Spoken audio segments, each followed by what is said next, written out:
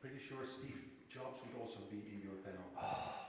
Now, okay, I'll end with this story, okay? This is it. Honestly, this is it.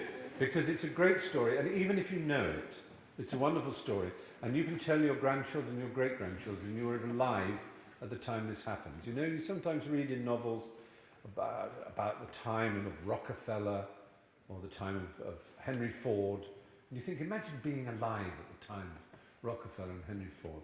Well, in the mid-70s, as you probably know, Steve Wozniak and Steve Jobs founded Apple Computer Company, and the Apple I came out. It's a wooden thing, and you had to put it together yourself. And then the second version, Apple II, which you could buy in a shop, and you could put discs in it, and tapes to programs in it, and suddenly home computing existed. IBM had never made a home computer or a personal computer, as they then became called. They were known as microcomputers in those days. It was pretty amazing, pretty extraordinary. But then, a few years later, IBM came up with their terrible machine, this IBM PC. And Apple came out with this thing in January 1984 called the Macintosh. And it had a mouse. It had this, no other computer ever been seen apart from the Lisa, which was Apple's kind of working copy of the Mac. And it had menus that you pointed at on the screen, and these menus came in. All other computers, most of you are too young to remember this, all other computers just had a green line of code and a keyboard, and you had to type in what you wanted the computer to do. If you wanted to know what files were on your disk, you had to write /dir:\w disk. I mean, just unbelievable. And here you could move it around like that. And it was fantastic. And Steve Jobs believed in it so much that he saw as his enemy IBM, the manufacturer of computers. And he wanted to beat them. And he just noticed by accident that a man called John Scully, who was in charge of PepsiCor, who made Pepsi Cola, had done the unthinkable thing for the first time in the history of these two companies, had beaten Coca-Cola in supermarket sales. And so Steve Jobs went to John Scully and said, I'd like you to take over at Apple because I need someone to steer us through in the business way so that we can be bigger than IBM. And John Scully said, I don't know anything about computers, they're ridiculous, I won't do such a thing.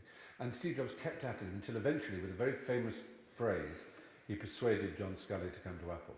He said, listen, do you want to spend the rest of your life selling brown, fizzy sugar water, or do you want to change the world? John Scully thought, wow. Yeah. So he joined Apple. And in 1985, almost less than a year after the release of the Mac, the most notable thing he first did was fire Steve Jobs. Steve Jobs was fired from Apple in 1985, the company he had founded.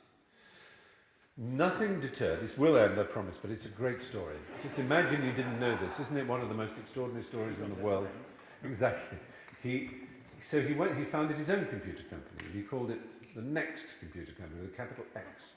Capital X was because it was Unix, which is, for nerds, is an operating system which is built for networking. And he believed networking was the future of computers. This was in 1985. And he built these beautiful, and they were elegant black boxes. Now, it so happened that about 5 years later, a young British computer scientist was asked to go to CERN in Switzerland, the Centre Européen de Recherche Nucléaire, better known as CERN, which is a big tunnel in the mountains, as I'm sure you know, where they had a particle accelerator. Now, of course, they have the famous Large Hadron Collider, which I saw in a British newspaper, was accidentally written down as the Large Hard-On Collider. There are clubs in Amsterdam which are large Hard-On Colliders. The cock ring being the most famous, of course. But anyway, he went to CERN and he was asked, this British computer scientist, he was asked if he could find a way. There were all these physicists there. They all had different types of computers which didn't talk to each other. And they were all producing documents and papers. And they had to print them out and read them. And they thought, can't we find some way for computers to share the same thing and just, it doesn't matter which platform. It doesn't matter if that's an ICM computer and that's an IBM computer and that's a Honeywell computer and that's a Cray computer. They could all just, and so Tim Berners-Lee happened to have one of these Next computers, which he really admired, and on his Next computer, he wrote a series of programs, which when linked together, there was a language which he created, which he called Hypertext Markup Language, HTML for short. And he created a protocol that allowed things written in that language to speak to each other, which he called Hypertext Transfer Protocol, HTTP.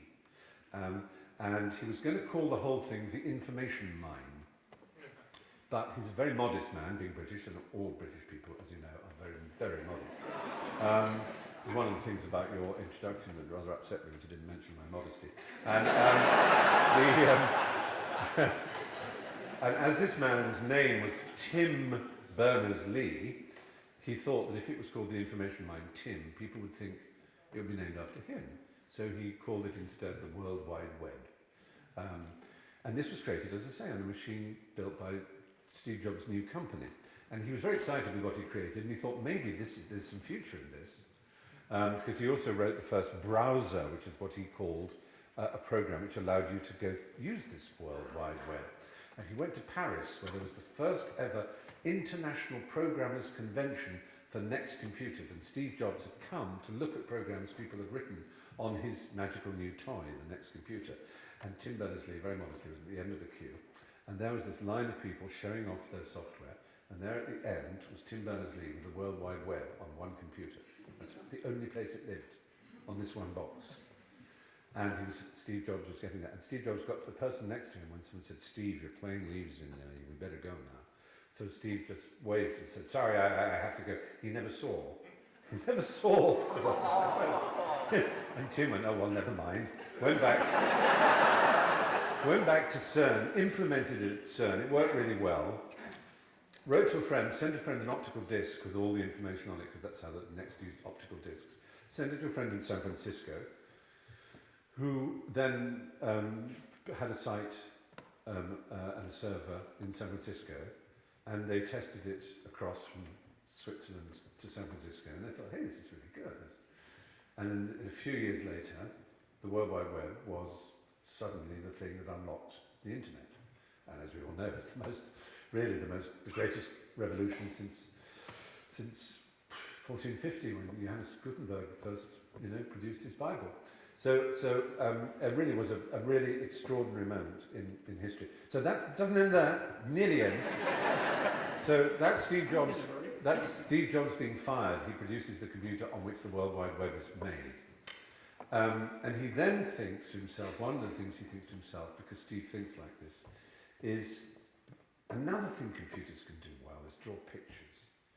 And maybe I should use some of the money I've still got left to found a studio for making sort of computer-generated art and storytelling. He called it Pixar. And Pixar was a bit of a success. And by the 1990s, it was a hell of a success. And Disney were going, oh, shit. So like all big companies do when they go, oh, shit, they bought Pixar. Which suddenly meant by 1997, Steve Jobs was the biggest shareholder in Disney. Had a bigger shareholding because of the sale of Pixar than Roy Disney, Disney's nephew, or Michael Eisner, the president of the company. And he still had this technology, this Unix operating system and the various technologies behind it in the Next computer. And Apple, by this time, were on the floor. Those of us who believed and loved our Apples and hoped that it worked had seen Bill Gates steal the operating system, call it Windows 90-something, 10 years later. Eventually, Microsoft came up with the idea that maybe mouse wasn't such a bad thing after all. And in 1997, Steve Jobs found himself back at Apple because his company had been bought. So he said, okay, I'll come back and I'll lead the company again, but you'll have to pay me, I'm warning you, $1 a year. I said, excuse me? He said, yeah, $1 a year. And stocks. If the company does well, I will do well. Stock, as they call it, shares. Well, he looked around his company and what did he see? Inventory piled high, not selling, no machine had made any money. Some of them were brilliant, like the Newton, one of the earliest sort of handheld devices or PDAs. But nothing was making money at all. It was a disaster, the whole company. But there was one young, again, Englishman, this just happens to be an Englishman, as Tim Berners-Lee was. This has nothing to do with my own patriotism, it's just a coincidence. A young Englishman, very young, I mean, he was 20-something, called Jonathan Ive, who was in the design department, who had been there for a year and a half, kicking his heels. No one had been taking any notice of any of the drawings or any of the designs he'd submitted. And about a week after Steve Jobs arrived at Apple, Johnny Ive got a call to go and see Steve Jobs. So immediately, knowing exactly what was going to happen, Johnny wrote out a letter of resignation, put it in his back pocket, so that when Steve fired him, he could say, no, I resign. But instead, he came out of that meeting with his eyes blurred, because Steve Jobs had said, I've seen your drawings, I think you're a genius. I want you to make my next computer. I want you to make Apple's next computer. And I wanted to have this, and he showed him the technologies that he wanted it to have. There was a thing called Universal Serial Bus, USB. No computer had this. What the hell was that? It wouldn't have a tray for a CD, just slot load CD, one piece. And Johnny went off and produced this extraordinary object in transparent plastic in Bondi blue, it was called. And they called it the iMac. And it was the first machine with which Apple made a profit. It had been for 7 years. And Johnny and Steve, together between them over the next few years, turned around a company. People laughed at me. All my friends with PCs had said in 1997, I've still got letters. I've kept them because I'm that kind of person. Saying, you know when your Mac next goes wrong and it has a problem, you have to go to a special hobby shop where they keep parts, because there will be no company called Apple Computer by the year 1999, they'll be bust. And all the industry people believed this. But the iMac turned it round and it started winning awards and people started buying it, more importantly, it started appearing in schools. And then Steve had this vision that everyone thought he was insane about music and how new ways of music were going to be sold. And Steve, don't worry, it's coming, Glenn. It's all right, it's okay, I'm really nearly there. This is just like talking about Apple is like being allowed to masturbate in public. We're nearly there. So Johnny then designs this little white block, which is called an iPod. And I remember, by this time I'd become a friend of Johnny. Douglas Adams had introduced us. I'd been in California, and Johnny said, and Douglas said, you've got to meet Apple's chief designer. You love him. He's a gorgeous man, and he is the most sweet-natured, modest man you could ever meet. And Johnny and I have been very good friends since that time, 15 years on it is now. And he gave me a prototype iPod, and I took it home and I played with it and I showed it to people and I said, this is the future of music. I said, this is it. And they would go, what is that? Come on. I said, no, really, it can only get better. Because don't forget everything. This is a transition. Every piece of technology you own is on the way to a better piece of technology. And of course the iPod became ubiquitous, and the iBook and the MacBook Pro and the new variants of iMac, all of them designed by Jonathan Ive. And the design is not incidental. There used to be a time when people said, and it used to make me sick, they used to say, well, my BlackBerry can do this, this and this, why should I care about your iPhone? I say, that's like saying, my dog can do 19 tricks and your dog can only do 3. And your dog is a vicious, disgusting Rottweiler that craps on the carpet, and mine is a beautiful, friendly, wonderful mongrel that licks me and I love. Because it's emotional. It's what I was saying earlier. The appeal of these things is emotion, it's feel. Anyway, the end of the story, as you know, it isn't the end of the story yet. Because the end of the story nearly came 2 years ago when Steve had pancreatic cancer, unbelievably fatal kind of cancer, and amazingly he had a very, very rare form of it, which was treatable, but as you know, he's not been well. But from a man who was sacked in 1985 for daring to hope that one day his company would challenge Microsoft and IBM, it's worth remembering that at the time of speaking, Apple is worth more than Microsoft and Intel combined.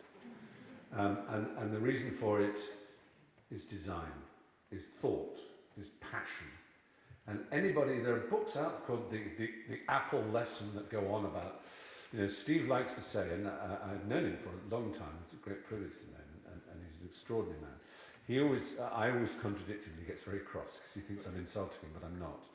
He said in a speech last year when announcing the first generation iPad, he said, I like to think of Apple as standing at the crossroads, the intersection of technology and the liberal arts, see, which is what Americans call what we would call the arts.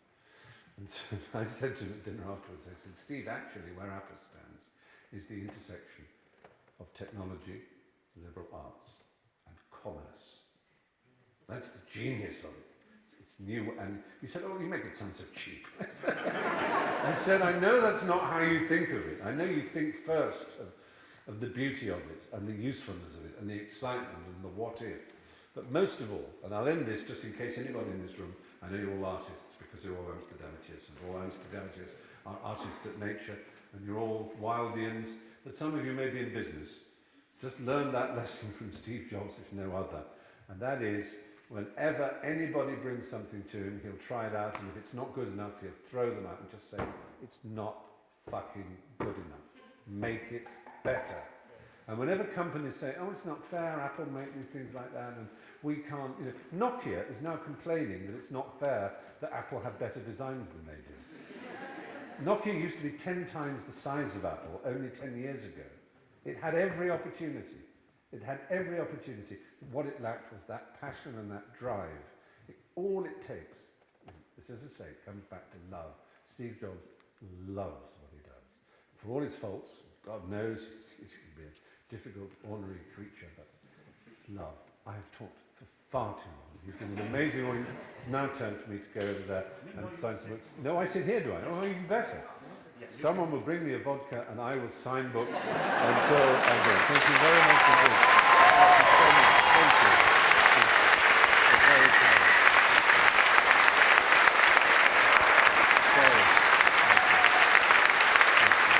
Thank you so much.